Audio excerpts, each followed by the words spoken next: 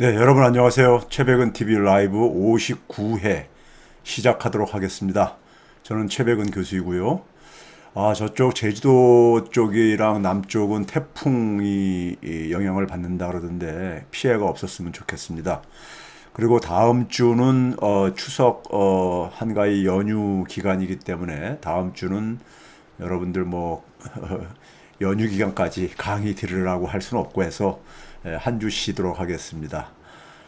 오늘은 제가요, 저는 우리 이 사회의 미래를 참 요새 속상한 일 많죠. 많은데도 저는 낙관적으로 봅니다. 왜? 대한민국의 문제들이 다 이제 수면 위로 올라왔어요. 수면 위로 올라왔기 때문에 우리가 지금 남은 민주당 경선도 누구를 선택을 해야 되는지 답이 나왔습니다. 투표는 절대 해서는 안 됩니다. 저 어저께 이낙연 후보하고 추미애 후보하고 토론하는 거 보고서는 참 기가 차더라고요. 기가 찼거든요. 그래서 결선 투표로 가게 되면은 지금도 저 정도인데 어떤 일들이 벌어질지 끔찍하더라고요. 그래서 저는 결선 투표는 없어야 된다고 생각하는 사람입니다. 그래서 우리가 이 촛불 개혁 진영이 저는 단합을 해서 그 힘을 보여줘야 됩니다. 힘을 보여주고요. 그 힘을 가지고 촛불 개혁 정권을 저는 수립해야 된다고 생각합니다. 수립해야 되고요. 거기에는 그러니까 누가 되더라도요. 이재명 지사, 추미애 전 장관 다 참여해야 된다고 생각합니다. 저는요. 정부에 다음 정부에 다 참여들 하셔야 되고요. 그래가지고 우리가 이제는 뭘 해야 되는지 다들 이제 알게 됐잖아요. 오늘 제가 경제와 관련해서 뭘 해야 되는지를 제가 그대로 보여드리겠습니다. 그동안에 대한민국 경제를 말아먹은 친구들, 모피아하고 자본들입니다. 한마디로 얘기하면요. 모피아하고 자본인데, 이 모피아는 근데 오늘 제가 말씀드릴 것은, 탐욕스럽기도 하지만 무능합니다. 무능해요. 여러분들 경제 관료하게 되면은 행정고시 출신들 뭐 이렇게 해가지고 하잖아요. 검찰들 봐보세요. 검찰들 똑똑합니까요? 윤석열 씨 한번 봐보세요. 일반 검사들이요. 그런 말이 돌고 있어요. 대한민국 검사 모두가 다 윤석열 같은 수준일 거라고 생각할까봐 끔찍하다고. 자기들끼리 그런 얘기 한대요. 예? 얼마나 윤석열이 저렇게 야당에 그러니까 대통령 후보로 나오지 않았으면은 윤석열이 저렇게 무식한지 우리가 알 수가 없었잖아요. 그렇죠? 근데 우리가 사법고시 패스했다고 해가지고 저기 똑똑한 게 아니더라고요. 유식한 것도 아니더라고요. 그렇죠? 그걸 보여줬는데 마찬가지입니다. 여러분들은 이제 경제 엘리트들이 굉장히 똑똑할 것 같죠? 행시에서 가장 꽃이라는 데가 재경부 쪽인데 꽃이라고 할 것 같죠? 아닌 그렇습니다. 이 양반 똑똑하지 않아요. 똑똑하지 않습니다. 똑똑한 거는 이 시험 성적 가지고 결정되는 게 아니에요. 제가 32년째 지금 대학 선생을 하고 있는데, 건국대학교에서만요. 하고 있는데, 오늘 제가 그래서 이제 모피아의 능력을 이제 그러니까 제가 말씀드리기 위해서 제가 이런 표현을 씁니다. 마음씨 좋은 의사를 넘어서서, 의사가 마음씨도 좋을 필요 있죠. 근데 실력 있는 의사가 필요하다. 환자한테는 환자의 병을 치유해 줄 수 있는 실력 있는 의사가 필요한 거죠. 마음 좋은 의사만 가지고는 안 되는 거죠. 그렇죠? 그래서 저는 모피아는 탐욕의 덩어리일 뿐만 아니라 무능해요. 무능하기 때문에 모피아는 저는 해체돼야 된다고 봅니다. 이거 해체 없이는 대한민국 미래 없습니다. 한마디로 얘기했어요. 미래 없어요. 근데 모피아 해체 방법이 있습니다. 별 어렵지 않아요. 제가 오늘 그걸 총체적으로 좀 보여드리도록 하겠습니다.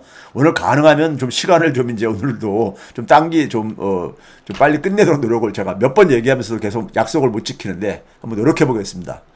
자, 우리가 문재인 정부의 경제 정책이 많은 부분이 실패한 이유를 지난 시간에 잠깐 살펴봤는데요. 다시 한번 좀 복귀 차원에서 박근혜 정부 때 경제 지표를 몇 가지 주요한 경제 지표를 볼게요. 박근혜 정부가 성장률을 4%대를 목표로 했습니다. 근데 첫 해부터 그러니까 3.2%가 나왔죠. 그래서 이제 뭐냐면 체경안으로 교체를 했죠. 2014년 이제 중반 7월 달경이에요. 그러고 나서 이제 그러니까는 빚내서 집 사기 이 운동을 초이노믹스를 이제 막 하죠. 그런데 성장률은 2%로 떨어집니다. 2% 떨어져요. 거기다가 수출 한번 봐보세요. 수출 보게 되면 2015, 2016년도에 계속 곤두박질 칩니다. 마이너스 8%, 마이너스 거의 6% 이렇게 계속 곤두박질 쳐요. 곤두박질 칩니다. 2016년경에는 2016인데 206으로 돼 있네요. 2016년도에는 반도체도 그러니까는 이게 수출이 줄어들기 시작합니다. 우리나라 3대 그러니까는 이 수출 품목이 반도체, 자동차, 선박인데 이게 다 이제 후퇴하기 시작하죠. 그러니까 제조업은 그러니까 우리나라 주력 산업이 제조업인데 제조업의 성장률이 그러니까 2014년부터 마이너스 행진을 합니다. 마이너스 행진을 해요. 거기다가 60세 이상 인구가 박근혜 정부 4년간에 161만 명 정도가 증가합니다. 161만 명 정도가. 지금은 더 많이 증가하고 있어요. 자, 그래서 2016년 10월 20일 KBS 뉴스 9시 뉴스에 나왔던 하나의 그 소식입니다. 제목이 그대로 제가 옮겨놨어요. 예? 활기 잃은 산업 현장, 짙어진 불황 그늘. 이게 언제냐? 2016년 10월 20일이요. 최순실 사태로 우리가 촛불 시민들이 광화문에 모이기 바로 직전 이런 때입니다. 최순실 이게 터져나올 무렵이죠. 그렇죠? 이때 9시 뉴스, KBS 9시 뉴스에 산업 위기를 그러니까는 산업 위기의 경고음이 막 퍼지고 그랬었어요. 예? 그 다음에 2016년도에 최경환이 그러니까 이제 빚내서 집 사기 막 했잖아요. GDP 성장률이 2%도 떨어졌다 했잖아요. 2016년도에 마지막 해에 1분기부터 4분기 분기별로 한번 봐보세요.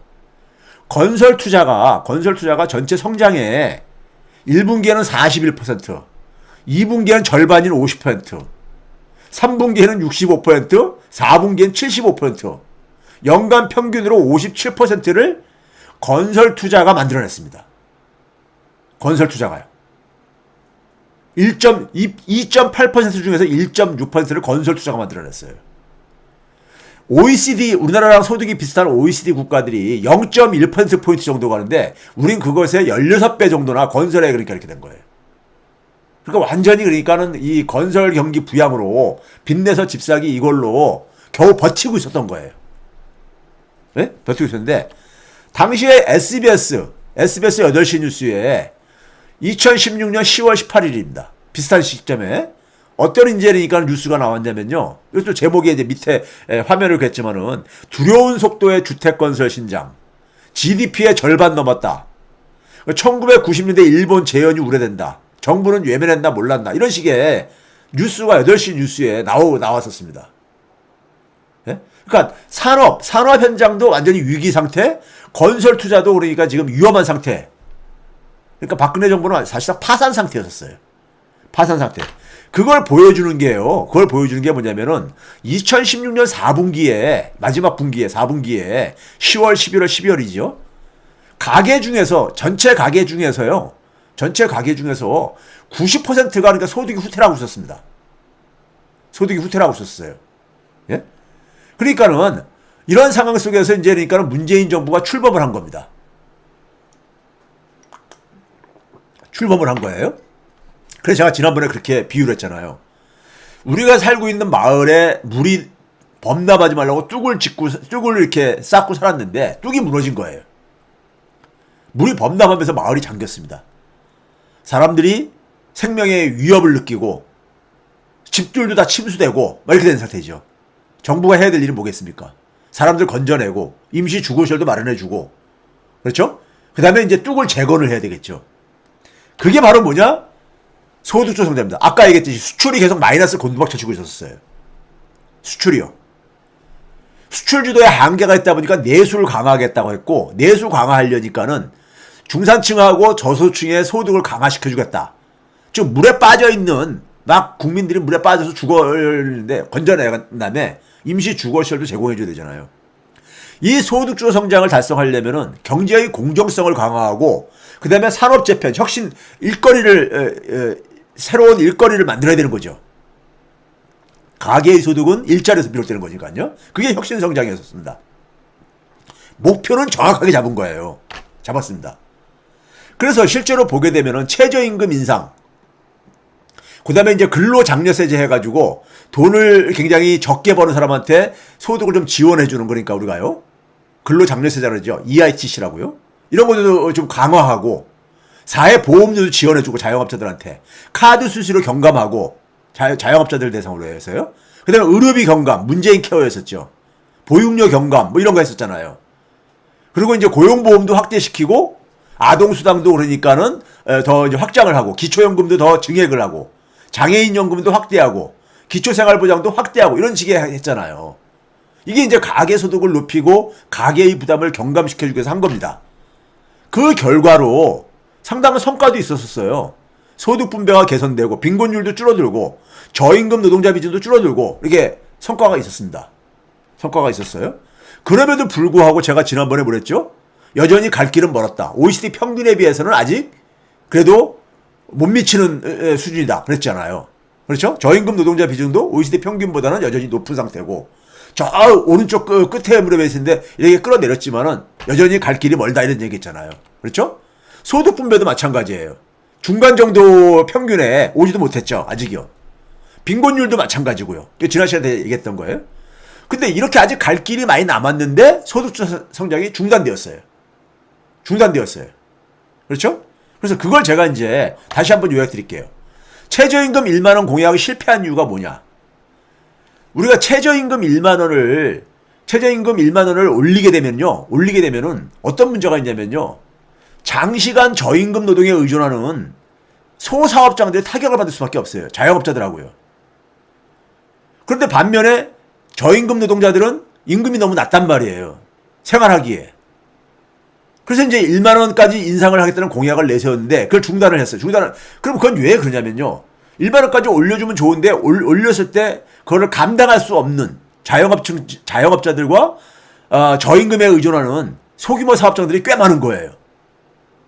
그러니까 이 부분을 무시할 수 없었던 거죠. 그러면 결국은 뭐냐면 시장임금, 자기가 일을 해서 버는 임금만 가지고는 임금을 올리는 게 한계가 있으니까는 사회임금이라 했죠, 제가요. 정부로부터 보존받는 이러한 소득을 강화를 해야지만이 강화를 해야 되는 것이고요. 그건 결국 재정의 역할이잖아요. 그렇죠? 또 한 가지는 뭐냐면은 최저임금을 1만 원을 올릴 수 있는 대신에 그걸로 부담이 커지는 자영업자들한테 그러니까 이래서 다른 쪽으로 보상을 해줘야 되는 거죠. 그게 바로 제가 뭐라 했어요? 지난번에요? 금융의 불공정을 개선하는 거죠. 자영업자들의 그러니까 이자율을 낮춰주게 되면은, 예? 금융을 민주화시켜서 이자율을 낮춰주게 되면은 그 서로 맞바꿀 수 있다 했잖아요. 그게 경제의 공정성 강화예요. 문재인 정부가 공정경제를 내세웠으면은 가장 우리 경제에서 불공정한 영역, 바로 그건 금융이거든요. 금융을 손봤어야 되죠. 근데 이걸 왜 못했느냐? 모피아하고 자본동맹이 저항을 한 거죠. 모피아하고 자본동맹이 저항을 한 거예요. 예? 모피아는 금융자본의 이익을 대변하는, 예? 금융자본과 재벌자본들의 그러니까는 이익을 대변하는 게 모피아라고 그랬잖아요. 자, 그 다음에 이제 장기적으로 볼 때는 이러한 저임금과 장시간 노동에 의존하는 저부가 가치 사업장들이 옮겨갈 곳, 새로운 그러니까 우리가 일자리를 출구를 마련해 줘야 되죠. 이게 혁신성장이에요. 이게 절대적으로 필요했는데 이 산업재편을 관료들이 추진하면서도 하나도 성과를 못 냈어요. 이게 오늘 얘기할 관료들의 무능함입니다. 관료들은 그러니까는 탐욕스러울 뿐만 아니라 무능한 거예요. 문재인 정부 4년 넘는 동안에 그러니까 맨날 구호만 외쳤지 혁신성장은 성과를 하나도 못 냈습니다. 하나도 못 냈어요. 그 못 낸 이유를 뒤에서 말씀드릴게요. 그래서 제가 그랬잖아요. 최저임금으로 연봉으로 환산한 소득 이하가 전체의 40% 정도 된다. 여전히 저임금 이 생활자들이 많다. 이런 얘기 했잖아요. 자, 이거 한번 봐보세요. 2016년하고 문재인 정부 2019년하고 비교했을 때 10인 미만 사업장이 전체 사업장 중에 41% 했었어요. 박근혜 정부 말기 때. 근데 2019년은 45%를 더 증가했습니다. 산업재편이 안 된 거죠. 산업재편이 안 된 거예요. 혁신성장이 안 나온 거죠. 안 나온 겁니다. 제조업만 보더라도 마찬가지예요. 20% 했었는데 22%로 증가했잖아, 오히려요. 그렇죠? 그 다음에 재정을 투입을 안 하니까는 정부에서 지원받는 그러한 임금이 우리는 OECD에서 꼴찌에서 네 번째로 낮은 나라예요. 그러니까 최저임금 인상을 안 할 수가 없는 거죠. 노동자들 입장 속에서는요. 그걸로 살기가 힘드니까요. 그렇죠?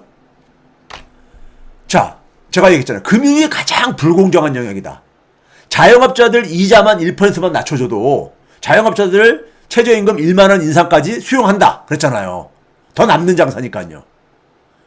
그러니까 공정경제를, 경제의 공정성을 강화하면 되는 건데 그걸 안 한 거예요. 왜 안 했느냐? 모피하고 자본들이 저항을 한 거죠. 네? 한 거죠. 자, 부동산 정책 실패한 이유요. 부동산 정책 실패한 이유요. 오늘은 지난 시간에 최저임금 1만 원 달성 실패한 이유를 제가 얘기했잖아요. 문재인 대통령은 방향을 정확히 제시했습니다. 불로소득 허용하지 않겠다.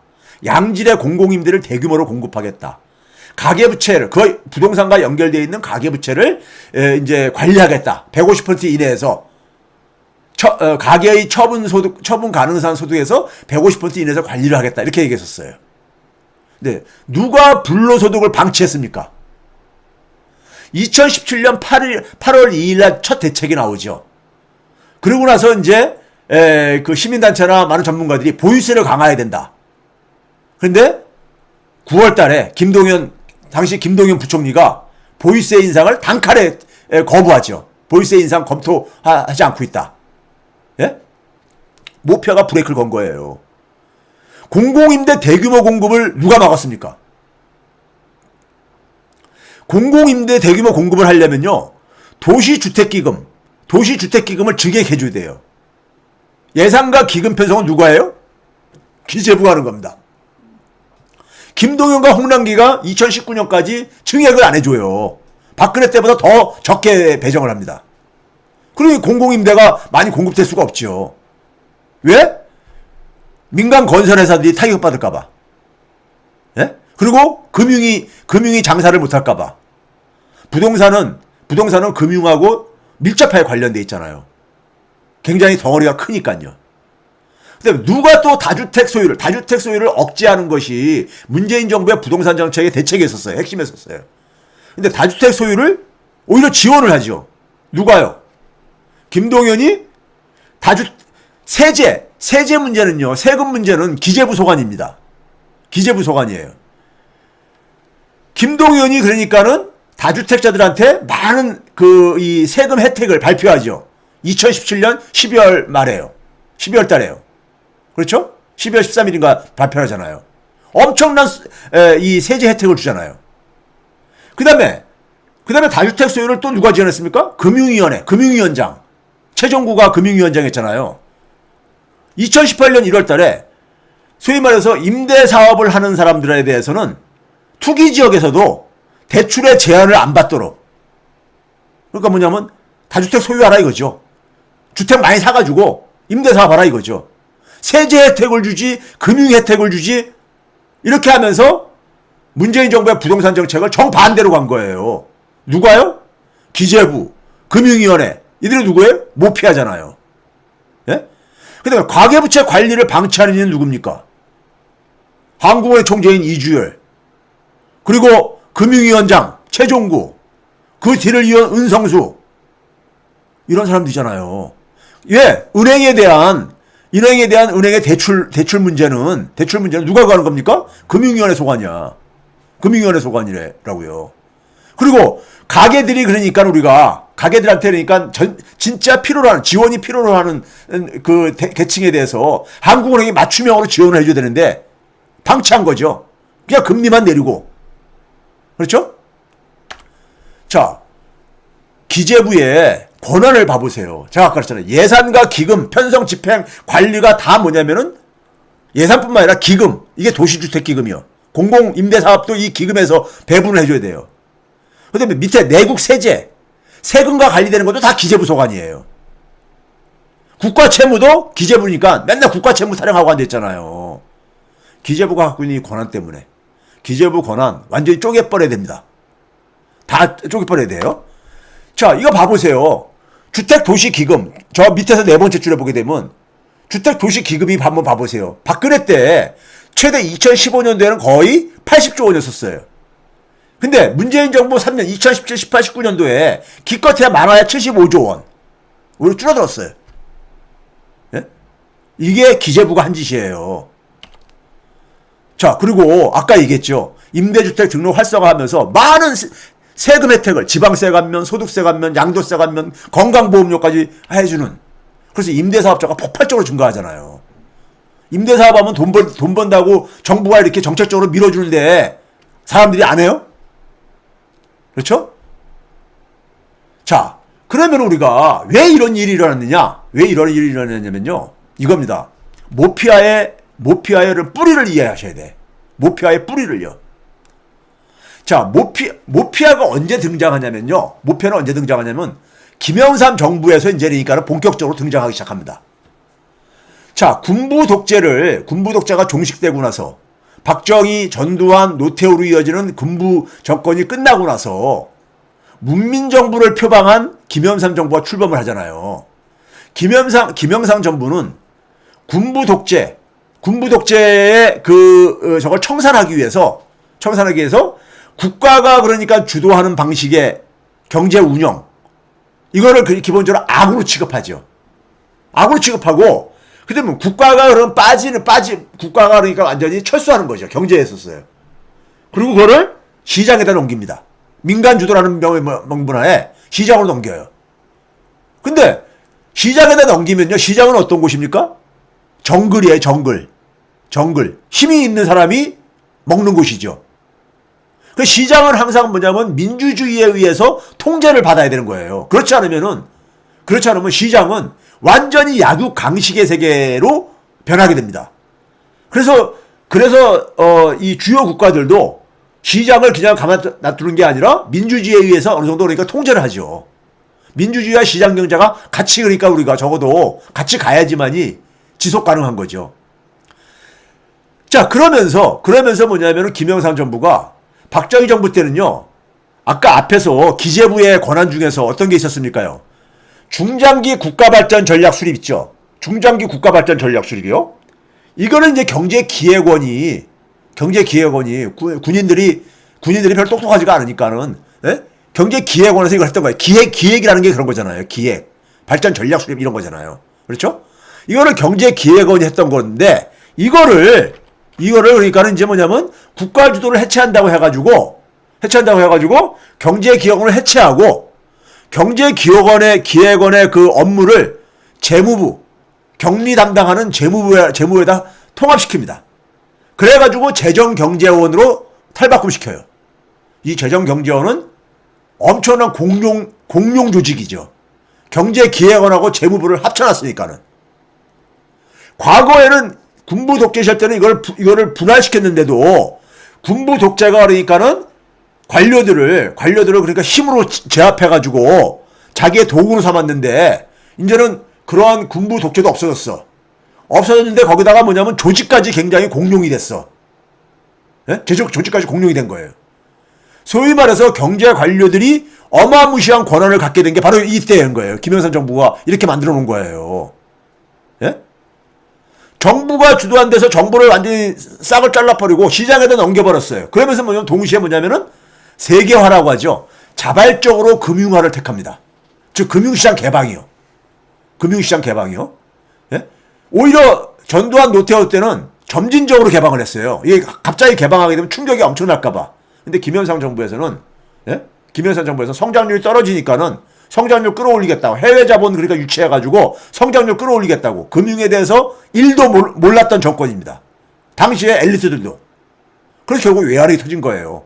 들어왔던 돈이 그러니까 나갈 때 그걸 막을 수가 없으니까 뻥 터진 거예요.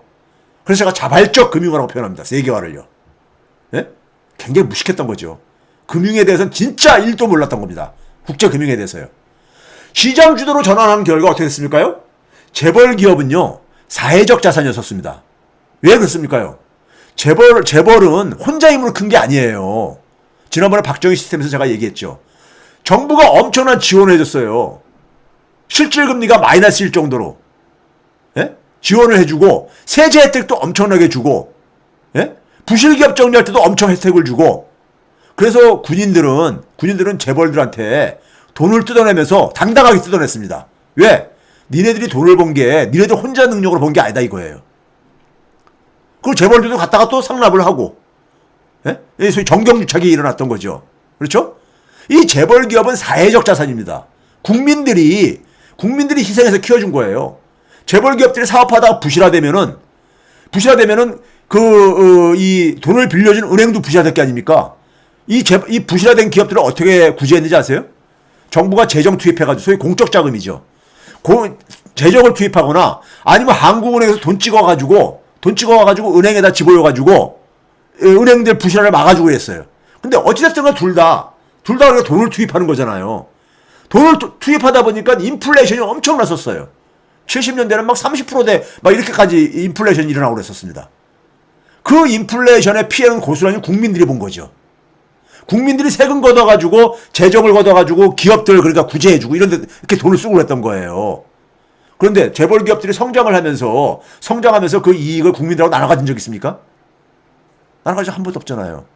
재벌 기업은 국민들의 희생으로 만들어진 거예요. 그런데 이거를 김영삼 정부가 이 재벌 기업을 그냥 재벌 총수, 이씨 집안, 정씨 집안한테 그냥 개인에게 개인 걸로 완전히 이렇게 전환시켜 준 거예요. 이게 큰 실책입니다. 재벌 기업을 당시에 군사 정권에서는요, 통제가 가능했었어요. 80대 초에 전두환한테 밉상 보여가지고 국제그룹이 공중분해 해체됐었잖아요. 예? 해체됐었잖아요. 삼성전자가요, 반도체 뛰어들면서 80대 후반에 한 2천억 원 정도 그러니까는 이 적자를 보고 그랬었습니다. 은행에서 계속 지원을 해줬으니까 그게 버텼지. 은행 돈줄 끊어버렸으면요, 삼성전자도 그러니까는 파산했습니다. 그래서 재벌 기업들도 완전히 통제가 되고 있었는데, 김영삼이 이거를 완전히 그러니까는 그냥 정부의 손을 풀어놔 준 거예요. 거기다가 금융시장을 개방하니까 누가 들어왔습니까? 월가 금융자본이 들어왔죠. 월가 금융자본한테 자발적으로 투항을 한 거예요. 그러면서 이제 시장으로, 경제 운영은 시장으로 넘어간 거예요. 시장에 넘어갔는데 시장에서의 왕은 누굽니까? 제일 힘이 센 사람이잖아요. 누구예요? 재벌 자본하고 월가의 금융자본이죠. 시장의 지배자가 자본으로 이제 바뀐 거예요. 예? 과거에는 군사 권력이 그랬었는데, 거기다가 경제 관료들은 굉장히 공명 조직이 됐어. 이 관료 조직들은요, 기본적으로 뭡니까? 이게 우리나라는 식민지형, 다 관료 조직들이, 검사도 다 식민지의 유산이고 다 그러잖아요. 검찰도요. 그렇죠? 경제 관료도 마찬가지야.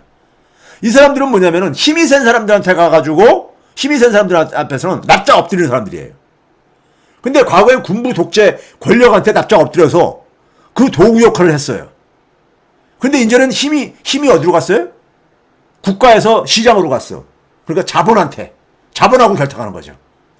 권한이 엄청나게 집중된 경제 관료 조직이 자본의 도구로 전락하기 시작한 겁니다. 예? 자본의 도구로요. 그래서 재벌 자본과 월가 자본의 이해 중심으로 공공 영역들이 재구성됩니다. 공공 영역들이. 한국은행도 바로 금융자본의 논리로 바뀌게 되고요. 금융위원회도 마찬가지고, 검찰도 그렇고 언론도 그렇고, 이게 오늘날 제가 얘기하는 특권층 카르텔이 형성되는 겁니다. 재벌을 정점으로 해가지고 소위 말해서 관료 엘리트들, 공직자 엘리트들하고 그 주변의 모든 이런 것들이 자본의 이해로, 그러니까 이해를 중심으로 해가지고, 예? 그리고 그 속에서 같이 나눠먹고 앉아있는 거예요. 자, 모피하고 자본의 결탁을 한번 봐봅시다. 기재부의 그러니까 중장기 발전 전략, 예산과 기금 배분, 세제 권한을 다 해소해야 됩니다. 해소해야 돼. 다음 정부가 출범하면, 민주정부 4기가 출범하면요, 이거 다 기재부의 권한들 이거 분할시켜야 됩니다. 쪼개가지고 이거 다 해소해야 돼요. 해소해서 어디로 갈 거냐? 그건 제가 나중에 말씀드릴게요. 자, 금융위원회 그러니까는 금융위원들이 9명이 있습니다. 이 사람들이 실권자들이에요. 위원장, 부위원장 포함해서 여기 중에서요. 9명 중에서 위원장, 부위원장은 금융위원회 위원장, 부위원장은 기재부 출신이라고요. 거기다 기재부 차관이 하고 있죠. 금융감독원 원장, 지금도 기재부 출신이죠. 예금보험공사 사장, 이것도 기재부 출신이고요. 예? 그리고 금융위원장이 추천하는 금융전문가 2명, 이거 당연히 기재부 사람이죠. 그러니까 9명 중에 7명이 기재부 출신들이 장악하고 있어요. 금융위원회는요.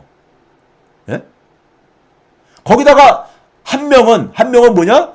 산업자본, 대한상공회사 회장이 추천하는 사람도 돼 있고요. 금융위원회라는 데가.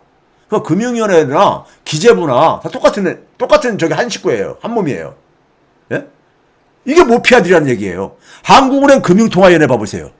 한국은행 금융통화위원회도 마찬가지로 7명 중에서 3명이 그러니까 기재부 관련자들이에요. 한 명은 그 다음에 뭐냐면 대한상공회사 회장이 추천하게 돼 있고요. 예? 이렇게 돼 있죠. 자, 그래서 한번 봐보세요. 모피아의 세계를 제가 여러 번 보여드렸지만 지금 봐보세요. 지금 현재 청와대 정책실장 이호승 기재부 출신이죠. 청와대 경제수석 안일환 기재부 출신이죠. 국무조정실장 구윤철 기재부 출신이죠. 청와대와 국무총리실을 완전히 장악해 있어요. 기재부 출신들이. 경제부총리 당연히 기재부 출신이고 국토교통부 장관 노영욱 기재부 차관 출신이죠. 금융위원장 고승범 기재부 출신이죠. 금융감독원장 정은보 기재부 출신이죠. 아까 얘기했죠. 한국은행에 그러니까는 실질적인 통화정책을 수립하는 금융통화위원 7명 중에서 3인이 기재부 출신이고 1명은 대한상공회에서 자본편이고요. 그러니까 7명 중에 4명이 자본과 기재부 출신인 거예요. 금융위원회 9인 중에서 6인이 기재부 출신이고 1명이 자본 출신이니까는 이것도 과반수 이상이잖아요. 전국은행연합회 회장 김광수 회장이 기재부 출신이죠. 주식시장 자본시장을 담당하는 한국거래소 이사장 손병두 기재부 출신이죠. IBK 은행장 윤종원 기재부 출신이죠. 경제수석까지 했다가 상호저축은행 중앙회 회장 박재식 기재부 출신이죠. 손해보험협회 회장 정지용 기재부 출신이죠. 여신금융협회 카드회사 지역화폐 기재부가 싫어하는 게 바로 이것 때문에 카드회사 이 이익단체 여신금융협회 회장 김주현 기재부 출신이죠. 조달청장 김정우 의원도 기재부 출신이죠. 소상공인 시장진흥공단 이사장 조봉환 기재부 출신이죠. 등등등등등 기재부가 대한민국을 다 장악하고 있어요. 노른자는. 돈의 배분도 기재부가 장악하고 있고 거기에 자리도 다 장악하고 있어요. 예? 일반 기재부 공무원들이 아니라 이들의 그러니까 핵심 멤버들이 다 모피아들이라고요.